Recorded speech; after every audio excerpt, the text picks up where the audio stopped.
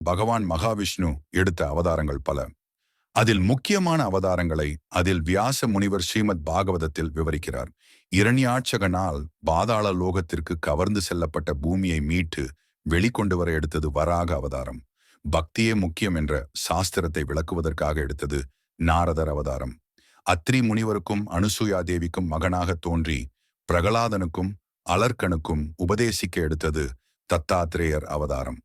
மனுவாக போகும் சத்தியவிரதனை ஓடத்திலேற்றி ஹயக்ரீவனை கொன்று வேதங்களை மீட்டு பிரம்மனிடம் கொடுக்க எடுத்தது மச்ச அவதாரம்.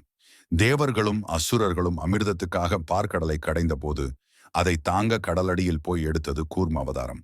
பார்க்கடலிலிருந்து அமிர்தம் வெளிவந்த போது அதை பாத்திரத்தில் எடுத்து தேவர்களிடம் கொடுப்பதற்காக எடுத்தது தன்வந்திரி அவதாரம்.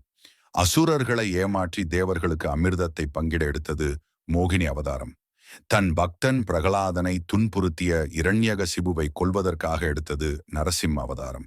தன் பக்தனான மகாபலியிடம் 3 அடி மண் கேட்டு அவனை பாதாள லோகத்திற்கு போகச் செய்ய எடுத்தது வாமன அவதாரம். ஜமதக்னி முனிவருக்கும் ரேணுகா தேவிக்கும் புதல்வனாக பிறந்து 21 தலைமுறை க்ஷத்திரியர்களை அழிக்க எடுத்தது பரசுராம அவதாரம்.